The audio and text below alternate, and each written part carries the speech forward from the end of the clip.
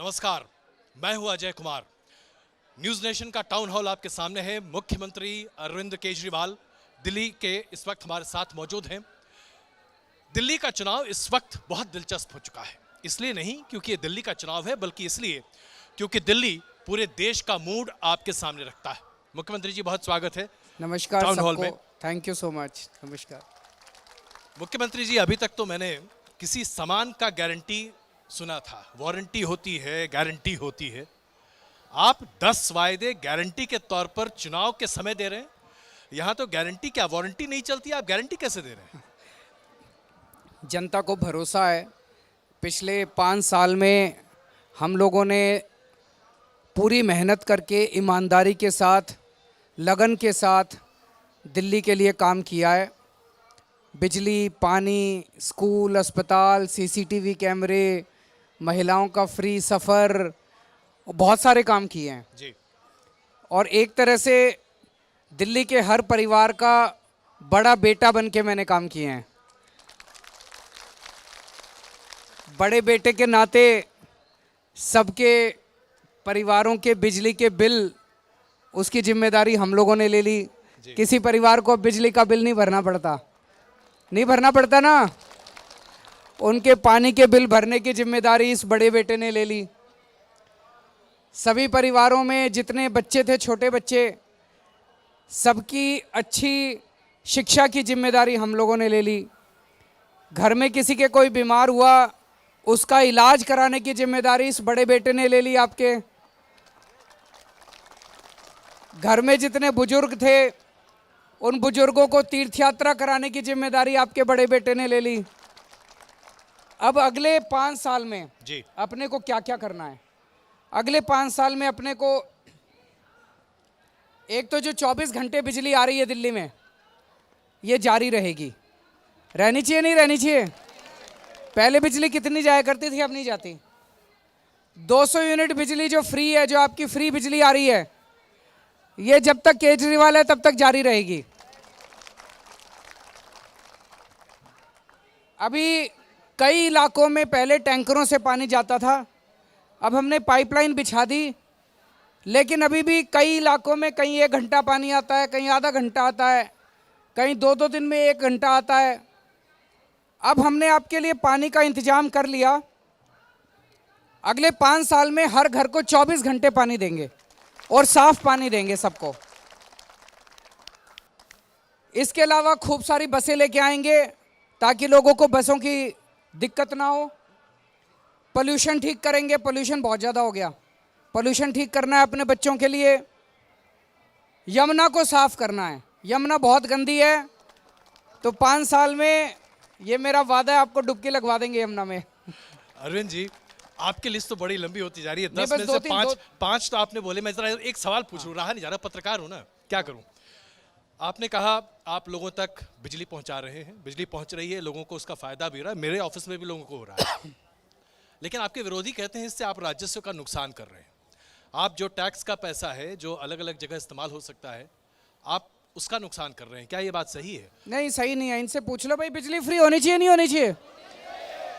इन्हीं का टैक्स है, इनको वापस कर रहा हूँ जी। पहले ये सारा पैसा चोरी हो जाया करता था, खा जाते थे नेता, खा जाते थे अफसर, खा जाते थे, खाते थे नहीं खाते थे।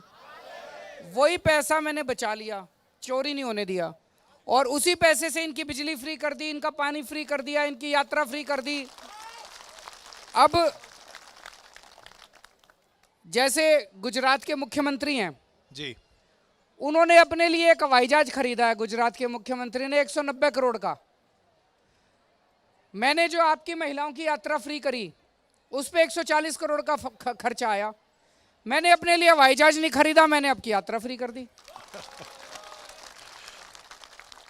ऐसा क्यों है कि बीजेपी के नेता ये कहते हैं कि आप लोक लुभावन योजनाओं की घोषणा करके लोगों की जेब में तथाकथित तौर पर पैसे भरने का दावा करके आप एक तरह से वोट अपने पाले में कर रहे हैं? ये सारी गारंटी की बात आपकी एक छद्म है, एक छलावा है, क्या ये सही है? भाई, बिजली फ्री करना छलावा है?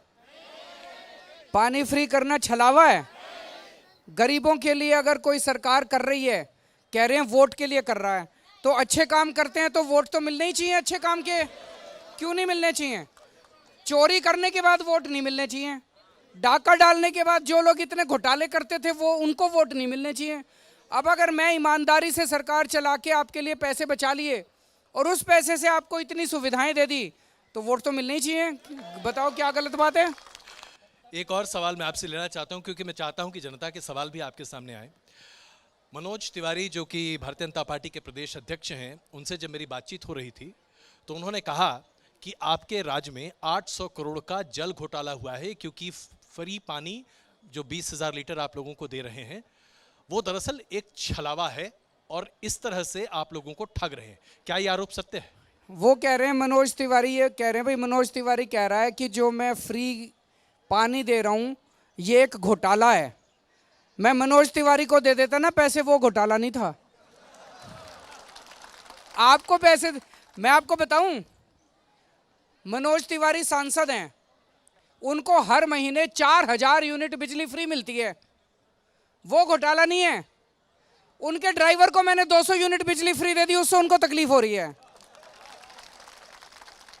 उनके घर काम करने वाली को मैंने 200 यूनिट बिजली फ्री दे दी, उससे तकलीफ हो रही है।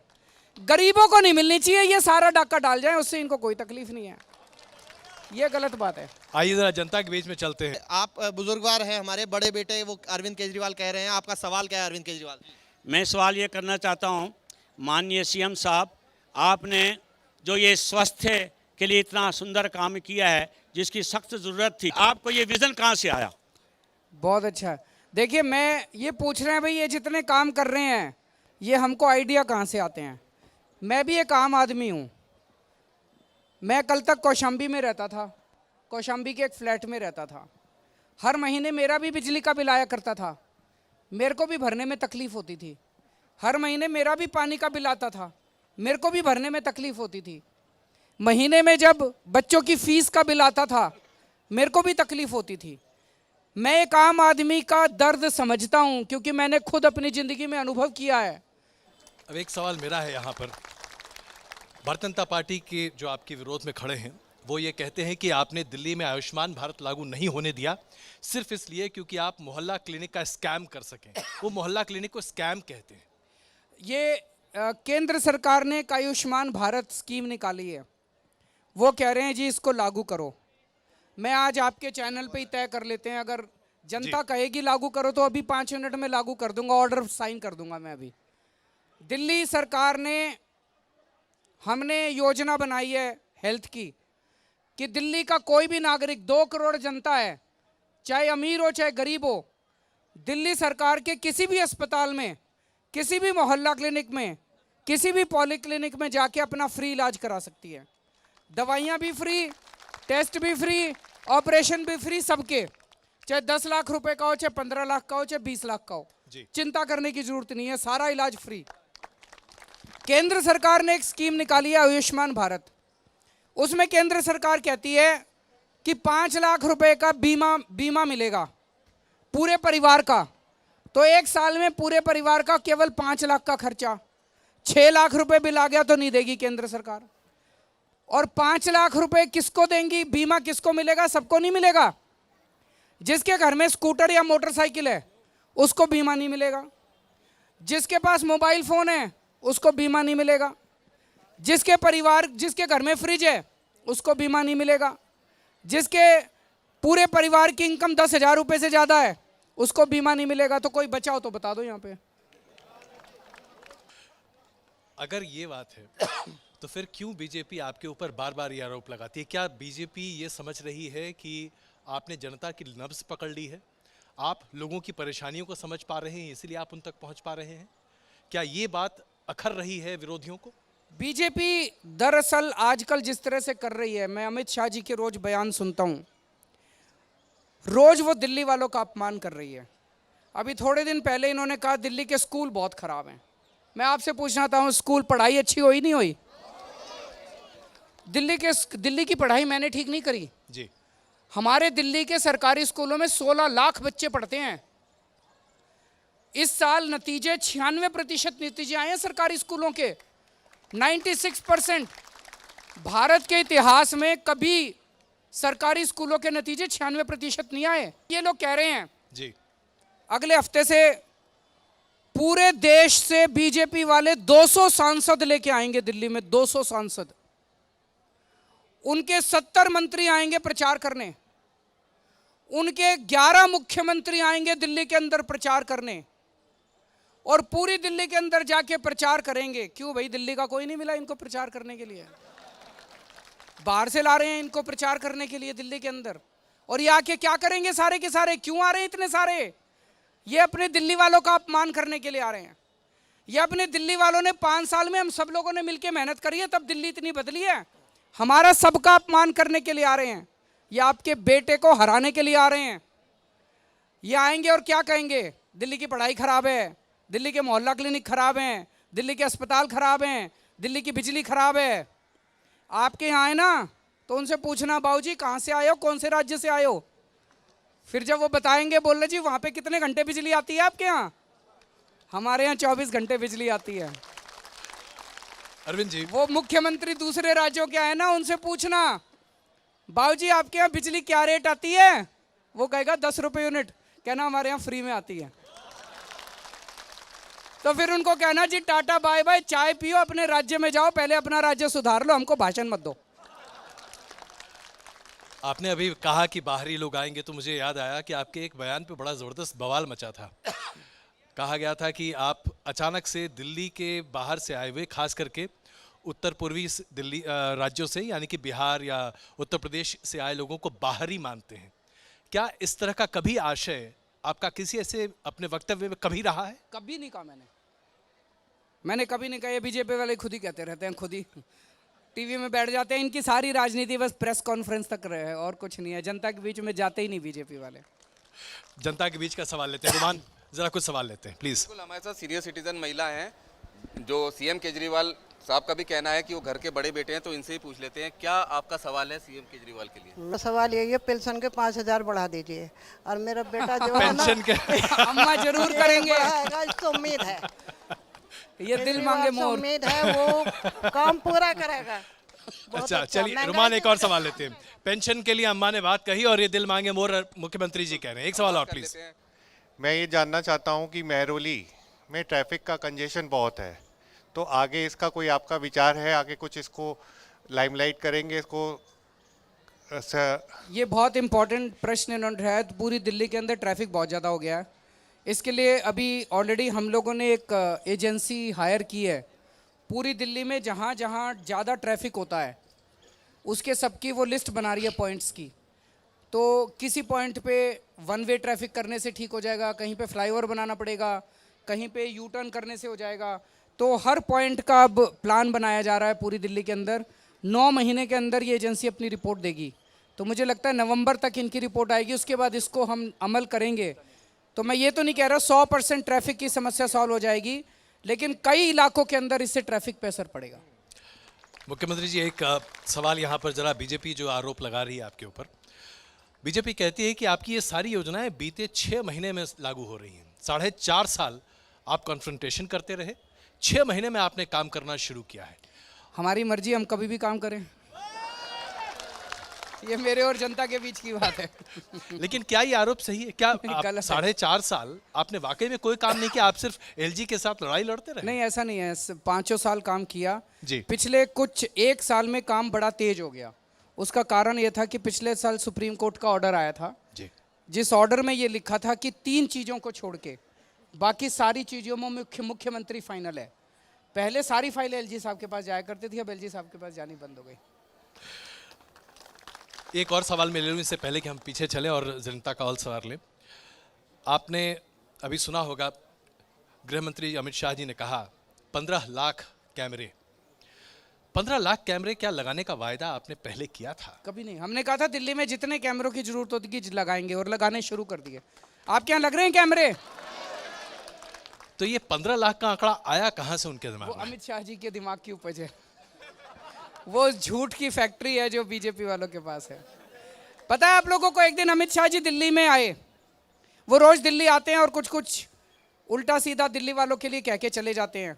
एक दिन आए, बोले मैं कल से दूरबीन लेके पूरी दिल्ली में घूम रहा हूं, मेरे को एक भी कैमरा नहीं मिला, सीसीटीवी कैमरा।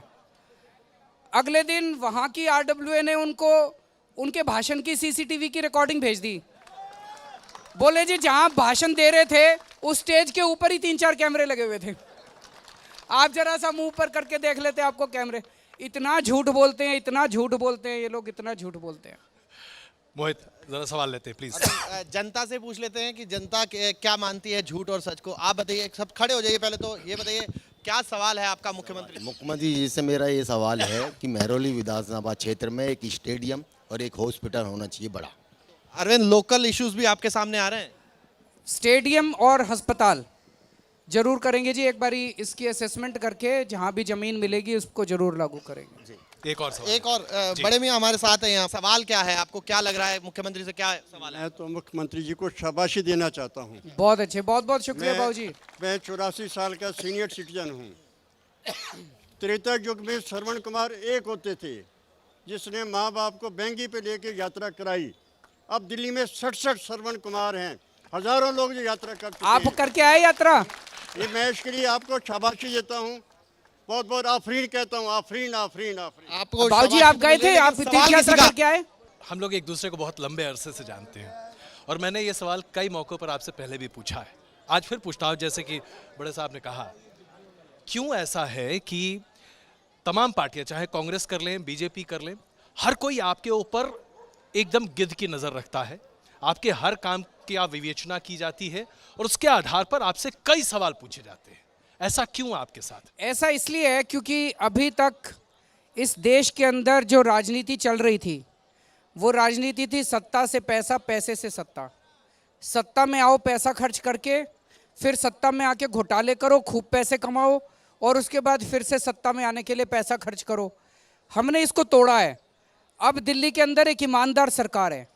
पहली बार ईमानदारी से चुनाव लड़के कोई चुनाव जीत रहा है जी। अगर ये ज़्यादा दिन चल गया तो इनको भी अपने तरीके बदलने पड़ेंगे, इसलिए सारे मिल गए।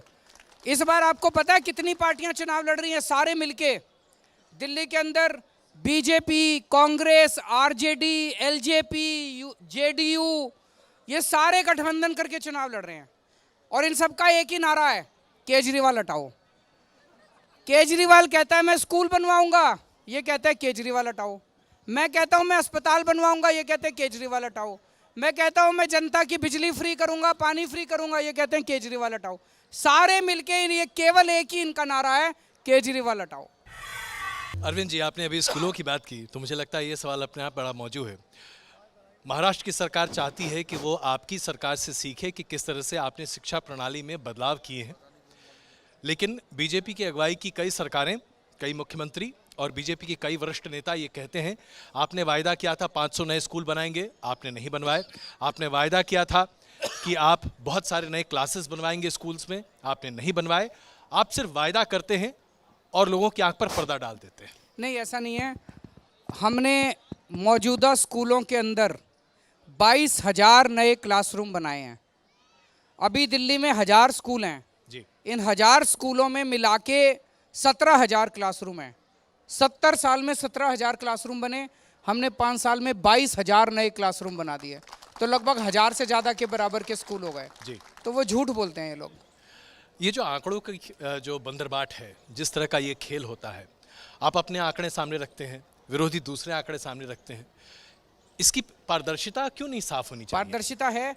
जैसे कल मैंने परसों अमित शाह जी को कहा, मैंने कहा जी आपने हमारे दिल्ली के बच्चों का अपमान किया है, आपने कहा पढ़ाई ख़राब है, दिल्ली के बच्चों को बहुत बुरा लगा, आप मेरे साथ चलो, मैं आपको स्कूलों में लेके चलता हूँ, मैं आपको बच्चों से मिलवाता हूँ। तो अमित शाह जी ने अपने 7 MP भेजे, बोले जाके स्कूलों की चेकिंग करके आओ। इन सारे MPs ने पिछले 3 दिन में हमारे सारे दिल्ली के स्कूल छान मारे। उसके बाद आज इन्होंने एक रिपोर्ट जारी की कि ये 8 स्कूल ख़राब हैं, तो 1000 में से बस 8 स्कूल ही इनको ख़राब मिले। उन 8 में से भी जब हमने चेकिंग करी जी, तो उनमें फर्जीवाड़ा निकला। ये 8 स्कूल वो हैं जिनको हम तोड़ने के लिए उनमें नई बिल्डिंग बना रहे हैं, तो हमने डिमोलिशन के लिए उन स्कूलों को खाली करा के बच्चों को दूसरे स्कूल में शिफ्ट कर रखा है। उन टूटती हुई बिल्डिंग की फोटो खींच के ले आए, बोले देखो कितना खराब स्कूल है। अरे वो तो तोड़ रहे हैं हम लोग, उसमें बुलडोजर है, बुलडोजर से स्कूल तोड़ रहे हैं, उसकी फोटो खींच के ले आए, देखो केजरीवाल का स्कूल खंडर है। आइए कुछ और सवाल लेते हैं। रुमान जरा आगे चलिए, सवाल पूछें। जी, आप क्या क्या सवाल है आपका? खड़े होकर बताइएगा। मेरा CM साहब, आपसे ये पूछना चाहेंगे कि आपने सोशल सिक्योरिटी जो दी, जिसे आजकल दूसरी पार्टी के लोग फ्री का नाम दे रहे हैं, लेकिन हम कहते हैं विकसित देशों में इसे सोशल सिक्योरिटी कहा जाता है, ये बहुत अच्छी बात है। तो सवाल ये है कि विल इट बी कंटिन्यू, क्या ये आगे आने वाले 5 वर्षों में और आगे रहेगा, तो जनता आपको पूरा साथ देगी? जब तक केजरीवाल है तब तक आपकी बिजली, पानी, बसों का सफर फ्री रहेगा। उस बच्चे से पूछ लो स्कूल के बारे में, वो 3-4 बच्चे खड़े हैं उधर। अच्छा, मोहित यहाँ सामने आते हैं, कुछ बच्चे यहाँ पर हैं। मुझे लगता है कि बेहतर जवाब बच्चे ही दे सकते हैं। हमेशा यही कहा जाता है कि बच्चे ही सच बोलते हैं। आप कहाँ पढ़ते हैं, सबसे पहले तो ये बताइए। सेंट मारिया कॉन्वेंट स्कूल में पढ़ते हैं हम। अच्छा, इधर आ जाइए। सरकारी स्कूल का कोई बच्चा हो, पहले से ज़्यादा अच्छा स्कूल हो गया, डेवलप भी हो रहा है और अच्छी पढ़ाई भी हो रही है। अच्छी पढ़ाई। कौन सी क्लास में हो? स्कूली बच्चे हमारे साथ भी यहाँ पर 8th में हो? बच्चे खुश हैं, और अगर बच्चे खुश मैं हैं तो चाहता हूं शायद कि अमित शाह जी ये कार्यक्रम देखें। जी। अमित शाह जी इन बच्चों की आवाज सुने। बेटा, अपने जो गृह मंत्री अमित शाह जी, वो कहते हैं आपकी पढ़ाई बहुत खराब हो गई है, ऐसा है क्या? अच्छी हो गई है? स्कूल अच्छे हो गए हैं? मैं चाहता हूं कि अमित शाह जी देखें इन बच्चों को कैसा लगेगा जब इन बच्चों की पढ़ाई की बुराई करते हैं अमित शाह जी। अरविंद जी, एक सवाल और ज़रा मैं आपसे पूछना चाहता हूँ, थोड़ा लीक से हटकर है, लेकिन आपका एक ट्वीट मुझे बड़ा दिलचस्प लगा, और ये 27 जनवरी का है, जो आपने 2:03 पे किया। आपने लिखा, शाहीन बाग के बंद रास्ते की वजह से लोगों को परेशानी हो रही है। भाजपा नहीं चाहती कि रास्ते खुलें। भाजपा गंदी राजनीति कर रही है। भाजपा के नेताओं को तुरंत शाहीन बाग जाकर बात करनी चाहिए और रास्ता खुलवाना चाहिए। ये क्यों लिखा आपने? मैं आप लोगों से पूछना चाहता हूं, अभी शाहीन बाग में जैसे प्रोटेस्ट चल रहा है, इस देश के अंदर शांतिपूर्वक प्रोटेस्ट करने का सबका अधिकार है, लेकिन उसके बगल में एक सड़क है, उस सड़क के बंद होने की वजह से कई लोगों को तकलीफ हो रही है। तो मैंने ये कहा, भाई अमित शाह जी वहाँ जाएं, अमित शाह जी के अंडर में आता है। जो प्रोटेस्ट करने वाले लोग हैं उनके साथ बैठें, उनके साथ बातचीत करें, उनके जो भी प्रश्न हैं उनके साथ बातचीत करके और उस रास्ते को खुलवाना चाहिए, नहीं खुलवाना चाहिए, बस यही मैंने कहा। वो कहते हैं कि ये आपका काम है, ये दिल्ली की जनता लॉ है। एंड ऑर्डर मेरे अंडर में नहीं आपने आता। लोगों को वहां भेजा हुआ, आरोप तो ये लगाया जा रहा है कि आपने लोगों को वहां भेजा है। आपके पुराने सहयोगी कुमार विश्वास बार बार ट्वीट पे ट्वीट किए चले जा रहे हैं। मैं काश इतने लाखों लोग जो वहाँ बैठ रहे हैं मेरे कहने से, तो वो बेकार की रोज उलट पुलट बातें करते हैं जी। और जो कानून सीए और एनआरसी जो लागू हुआ, वो केंद्र सरकार ने लागू किया, हमने लागू नहीं किया, जिसको लेके वो लोग प्रोटेस्ट पे बैठे हैं जी। उनके जो भी प्रश्नों के जवाब हैं वो अमित शाह जी दे सकते हैं, वो मैं नहीं दे सकता। और जो वहाँ पे लॉ एंड ऑर्डर की स्थिति है और जो रास्ता बंद है, उसको भी केंद्र सरकार खुलवा सकती है, उनके दायरे में आता है। कल को अगर किसी दिल्ली के स्कूल में कोई प्रॉब्लम हो, आप मेरे पास आओ, किसी अस्पताल में प्रॉब्लम हो, आप मेरे पास आओ, वो मेरे दायरे में आते हैं। लेकिन वहाँ जो भी मुद्दे हैं वो सारे के सारे केंद्र सरकार के दायरे में आते हैं। केंद्र सरकार अगर चाहे तो 1 घंटे के अंदर रास्ता खुल सकता है। कई ओपिनियन मेकर्स हैं अरविंद जी, ये मेरा आखिरी सवाल है इस मुद्दे पर। कई ऐसे ओपिनियन मेकर्स हैं जो ये कह रहे हैं कि इस मुद्दे को इसलिए बार बार हवा भी दी जा रही है क्योंकि दिल्ली के चुनाव हैं। क्या आप मुख्यमंत्री अरविंद केजरीवाल ये मानते हैं कि दिल्ली की चुनाव की वजह से सीएए, एनपीआर और एनआरसी के मुद्दे को इतने बड़े पैमाने पर हवा देकर शाहीन बाग जैसा एक बड़ा बखेड़ा, जेएनयू, जामिया मिलिया, ये सब खड़ा किया गया है? अरविंद जी, देखिए, मुझे भी ये लगता है कि जब भारतीय जनता पार्टी के पास लोकल दिल्ली के कामों के ऊपर बात करने के लिए कुछ नहीं है। मैंने अभी 2-3 दिन पहले अमित शाह जी से कहा भी था कि जी दिल्ली के मुद्दों पे बात करते हैं। हम लोगों को स्कूल, अस्पताल, बिजली, पानी, सड़क, नाली, खड़ंजे, सीसीटीवी कैमरे, इनकी जिम्मेदारी दिल्ली की जनता ने दी। उसके बारे में मैं बताता हूँ, आपको दिल्ली की जनता ने डीडीए की, एमसीडी की, दिल्ली पुलिस की जिम्मेदारी दी। आप अपने अच्छे काम बताओ, आपने क्या किया? आप बेकार में रोज दिल्ली के लोगों ने जो 5 साल में मेहनत करी उसकी बुराई करते रहते हो। स्कूल खराब है, अस्पताल खराब है, सीसीटीवी कैमरे खराब है, और रोज फिर अपना मजाक उड़वा के चले जाते हो। जनता फिर आपके जवाब देती है। तो अपने अच्छे काम गिनवाओ ना, आपने क्या किए। मोहित, अगला सवाल लेते हैं। सवाल खड़े होके बताइए। आप में इतनी एनर्जी आती कहाँ से है? ये तो मेरे को पता है आपका सवाल कहाँ से आ रहा है। ऊपर वाले से आती है, आप लोगों से आती है। एक सवाल और, फिर उसके बाद रुमान के पास चलते हैं। प्लीज एक सवाल और। एम्प्लॉयमेंट अपॉर्चुनिटी बढ़ाने के लिए आप क्या कर सकते हैं दिल्ली में? ये बहुत गंभीर सवाल है जी जिसके बारे में मैंने पहले भी कई बार कहा है कि इस वक्त देश की अर्थव्यवस्था का बहुत बुरा हाल है। दुकानें बंद हो रही हैं, लोगों की नौकरियां जा रही हैं, हमारे बच्चे बेरोजगार होते जा रहे हैं, फैक्ट्रियां बंद हो रही हैं। तो केंद्र सरकार को इसकी चिंता करनी चाहिए। केंद्र सरकार को देश के सभी मुख्यमंत्रियों को बुलाना चाहिए, सभी पार्टियों को बुलाना चाहिए, बैठ के बात करनी चाहिए और इस पे चर्चा करनी चाहिए। सबसे बड़ी प्रायोरिटी आज देश के सामने यही होनी चाहिए। लेकिन इसके बारे में चर्चा क्यों नहीं हो रही आज हमारे देश में? आज इस पर विमर्श क्यों नहीं हो रहा? हम इस पर विमर्श क्यों कर रहे हैं कि कौन देश का नागरिक है, कौन देश का नागरिक नहीं है? ये वही तो मैं कह रहा हूँ, ये सी और एनआरसी का इन्होंने झंझट कर रखा है। इसकी क्या जरूरत थी अभी कानून लाने की? पूरे देश के अंदर बवाल मचा पड़ा है। तो मेरे को कई बार ये लगता है कि इनसे अर्थव्यवस्था संभल नहीं रही थी, इनसे बेरोजगारी संभल नहीं रही थी। ध्यान भटकाने के लिए इन्होंने पूरे देश के अंदर बवाल खड़ा कर दिया ताकि अब लोग चर्चा बेरोजगारी की कर ही नहीं रहे। अरविंद जी, आपने पर्यावरण की भी बात की, लेकिन पर्यावरण को संभाले रखना क्या वाकई में आपकी सरकार के बस में है? बिल्कुल है। पिछले 5 साल में प्रदूषण दिल्ली में 25% कम हुआ है। पहले 155 होती थी एयर क्वालिटी इंडेक्स, अब 115 हो गई है। लेकिन अभी इसको और कम करना है, अभी इससे संतुष्ट नहीं है हम लोग। लेकिन पिछले 5 साल में जैसे पहले बिजली बहुत जाया करती थी, सबके जनरेटर चला करते थे, दिल्ली में 6 लाख जनरेटर चलते थे, धुआं निकला करता था वो सारे बंद हो गए। अब उससे प्रदूषण कम हो गया। दूसरा, केंद्र सरकार ने ईस्ट वेस्ट पेरिफेरल वे बनाया है जी। दिल्ली के बाहर के एक रिंग रोड बनाई है दिल्ली के बाहर। तो जितने हरियाणा से गाजियाबाद या गाजियाबाद से हरियाणा जाने वाले लगभग 40-50 हज़ार ट्रक रोज रात को दिल्ली से गुजरा करते थे, वो बाहर से निकल जाते हैं। उससे प्रदूषण कम हो गया। हमने दिल्ली में खूब पेड़ लगाए 5 साल में, इससे प्रदूषण कम हो गया। तो कई सारे काम किए हैं और अभी कई सारे काम करने बाकी हैं।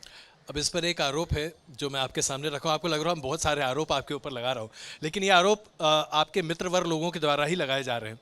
मनोज तिवारी जी जब मुझसे बात कर रहे थे तो उन्होंने कहा कि आप अरविंद जी से पूछिएगा जाके कि जब उनकी तबीयत खराब होती है तो वो बेंगलुरु जाते हैं, दिल्ली की जनता के लिए मोहल्ला क्लिनिक खोलते हैं, क्योंकि वो अपना स्वास्थ्य यहाँ प्रदूषण की वजह से ठीक नहीं रख पाते, इसलिए उसे स्वास्थ्य लाभ के लिए बेंगलुरु जाते हैं।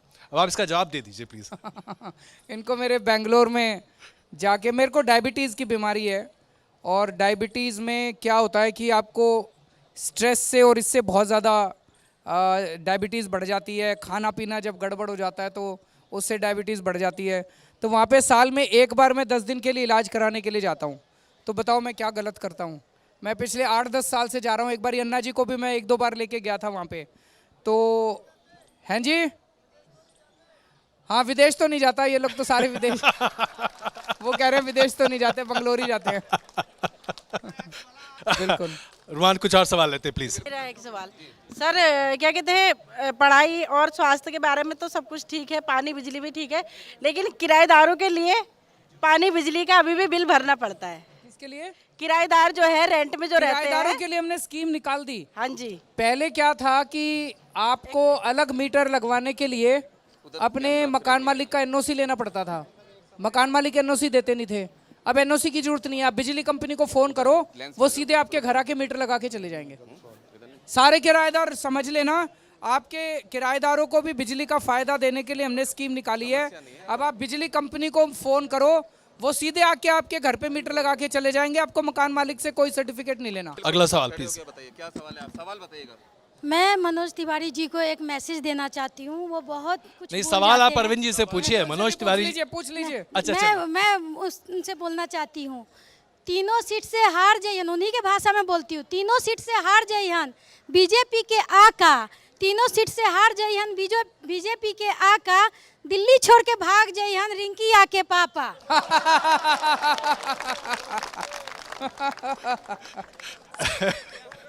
सवाल आपने बीच में बोला था।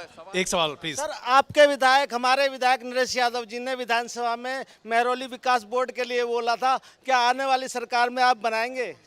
क्या बनाया था बनाने के लिए? महरौली विकास बोर्ड। हाँ हाँ, जरूर बनाएंगे, बिल्कुल बनाएंगे, और आपके एमएलए की जिम्मेदारी है, ये बनवाएंगे हमसे। अरविंद जी, आप प्लीज पानी पी लीजिए।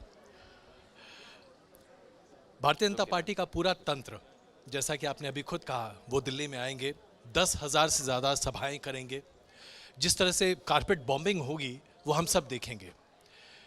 भारतीय जनता पार्टी का ये तरीका तमाम अन्य चुनाव में भी देखने को मिला है, लेकिन हाल फिलहाल में अगर हम कहें कि जब से राजस्थान और मध्य प्रदेश के चुनाव हुए हैं राज्यों के, उसके बाद से एक अलग ट्रेंड दिखाई दे रहा है। दिल्ली को लेकर भारतीय जनता पार्टी की इतनी उत्सुकता क्यों है? क्या है दिल्ली में इतना कि भारतीय जनता पार्टी यहाँ अपना पूरा दम झोंकना चाहती है?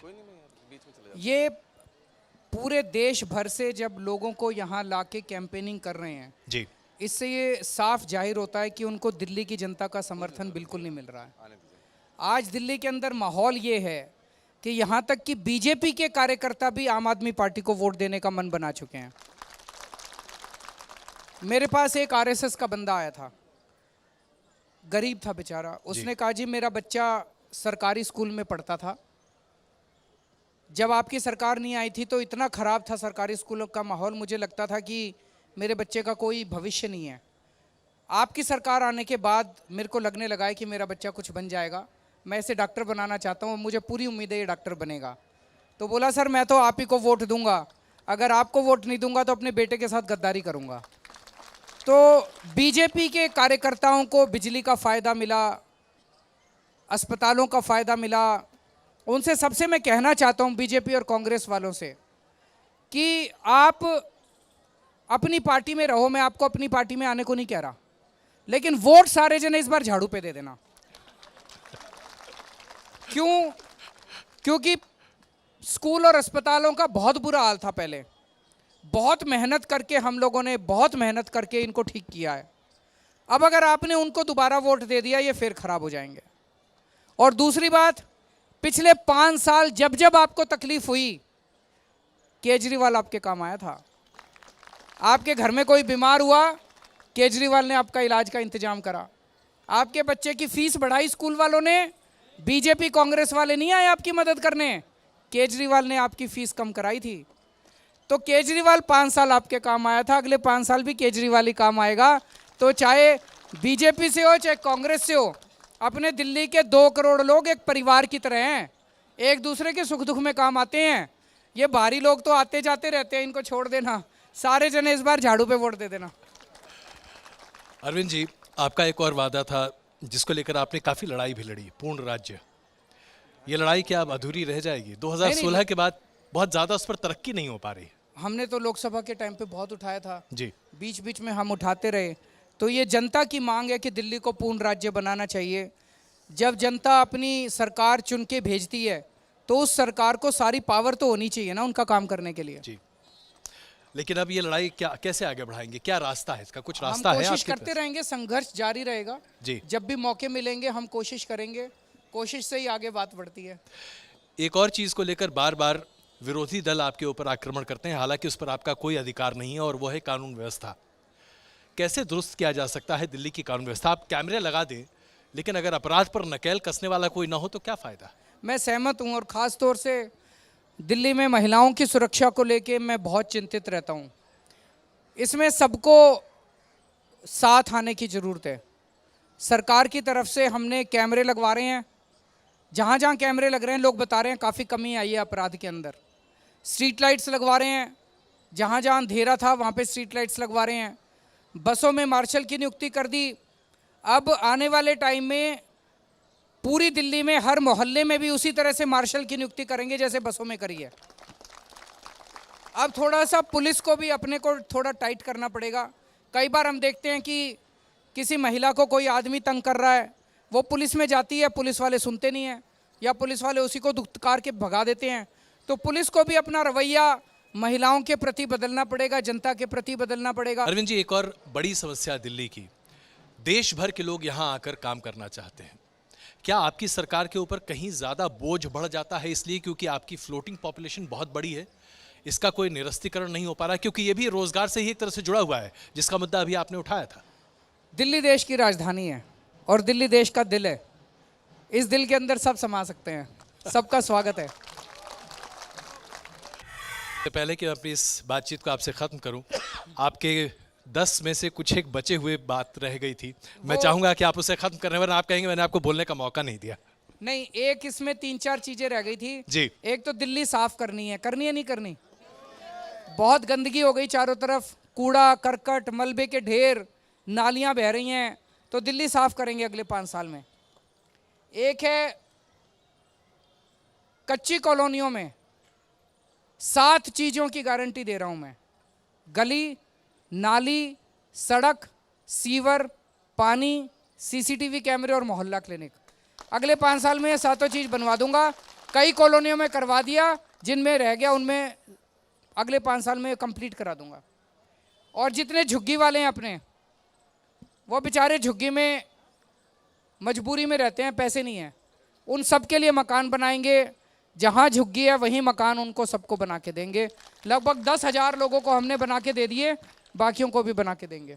अरविंद जी, आपने इसको गारंटी कार्ड कहा है। जो सवाल मैंने शुरुआत में पूछा था दोबारा पूछ रहा हूँ आपसे। मेरी गारंटी है, अगर पूरी नहीं हो तो अगली बार प्रोडक्ट वापस कर देना, मेरे को हरा देना। लेकिन 5 साल तो आप रहेंगे ना? 5 साल तो गारंटी तो ये होती है कि अभी से लेकर 5 साल तक रहा, और नहीं तो फाइन लगेगा। फाइन हराने से नहीं होगा। इसके आगे बताइए क्या करना है। जनता मालिक है, जनता जनार्दन है। ये गारंटी शब्द आपने क्यों चुना? क्योंकि इसका बहुत मतलब है, ये अपने आप में बहुत कुछ कह जाता है। गारंटी क्यों? जनता को विश्वास है हमारे ऊपर कि हम जो कहते हैं करते हैं। 5 साल पहले भी हमने कहा था स्कूल अच्छे करेंगे, कर दिए। अस्पताल अच्छे करेंगे, कर दिए। हमने कहा था बिजली सस्ती करेंगे, फ्री कर दी हमने। पानी फ्री करेंगे, पानी फ्री कर दिया। तो जनता को यकीन है। तो अब मैं ये कह रहा हूँ भाई, ये केजरीवाल की गारंटी है। ये आखिरी सवाल आपके लिए बहुत महत्वपूर्ण है। बिल्कुल। उनको भी तो नौकरी चाहिए ना, कर्जा ले में उधार सुधार करके पढ़ा रहे हैं, और कहीं भी उनके कोई रोजगार ना, नहीं खाली डोल रहे हैं। उनका भी तो कुछ सोचो। मैं सहमत हूँ अम्मा। 2 चीज़ है, देखो, एक तो पूरे देश की अर्थव्यवस्था गड़बड़ाई हुई है। मैंने प्रधानमंत्री जी से भी निवेदन किया है कि देश के सारे मुख्यमंत्रियों को बुला के क्या चलाओ, और घूमने की भी स्कीम दोबारा होनी चाहिए ना। ये घूम नहीं पा रही है शायद। तीर्थ यात्रा। अच्छा, तीर्थ यात्रा करके आओ। राशन कार्ड भी नहीं बनने, आइए कुछ जरा भी नहीं हो मुद्दे रहा। पर आते हैं। दूसरा, दिल्ली में एक स्किल यूनिवर्सिटी बना रहे हैं। स्किल यूनिवर्सिटी में 12वीं पास बच्चों को, ग्रेजुएशन वाले बच्चों को, सबको ट्रेनिंग दी जाएगी, और ऐसी ट्रेनिंग दी जाएगी वहीं से उनको नौकरी का इंतजाम किया जाएगा। वहाँ पे 3 महीने की ट्रेनिंग, 6 महीने की ट्रेनिंग, 1 साल की ट्रेनिंग, इस तरह से ट्रेनिंग देके और बच्चों को पक्का नौकरी का इंतजाम किया जाएगा। और हमें उम्मीद है यहाँ पे हर साल 70,000 बच्चों के ट्रेनिंग और नौकरी के लिए व्यवस्था करने की उम्मीद है हम लोगों को। अरविंद जी, नहीं देखिए हमारा वक्त खत्म हो चुका है। प्लीज मैं माफी चाहता हूँ, क्षमा चाहता हूँ। अच्छा पूछिए, जल्दी जल्दी प्लीज। सर, मैं आपसे ये पूछना चाहता हूँ कि आप इतने अच्छे काम कर रहे हैं, आपने जो पानी वाला कराया टैंकर माफिया का, तो क्या आपको डर नहीं लगा सर टैंकर माफिया से? आप बिना सिक्योरिटी के चलते हैं और बाकी देश के जो मुख्यमंत्री हैं वो सिक्योरिटी के साथ चलते हैं, ऐसा क्यों? देखिए, अगर डर लगता तो इसमें आते ही नहीं। अगर बहुत बड़े बड़े माफिया थे दिल्ली के अंदर, टैंकर माफिया था, शिक्षा माफिया था, बिजली कंपनियों का माफिया था, जिस चीज को हमने छुआ वहीं एक बहुत बड़ा माफिया था। एक एक करके सबको ठीक किया है, और तभी आप लोगों को ये फायदा हो रहा है। तो अगर डर लगता तो फिर हम कुछ भी नहीं कर पाते। चलिए, अब एक घोषणा मैं यहाँ करना चाहता हूँ। गारंटी तभी वैलिड होती है जब उस पर स्टैंप लगा हो और सिग्नेचर लगा हो। हाँ, अरविंद जी की इस गारंटी पर मैं सिग्नेचर ले रहा हूं। ये रहा पेन अरविंद जी। और अगर 5 साल में पूरा न हो तो इस सिग्नेचर का वास्ता अरविंद जी को। ये मैंने साइन कर दिया। Thank you Arvind ji, thank you so much. बहुत अच्छा लगा आपसे बात करके, और उम्मीद है हमारी शुभकामनाएं आपको, और आप अपनी गारंटी पर खरी उतरिएगा, वरना न्यूज़ नेशन की गारंटी भी इसके साथ है। Thank you so much. Thank you.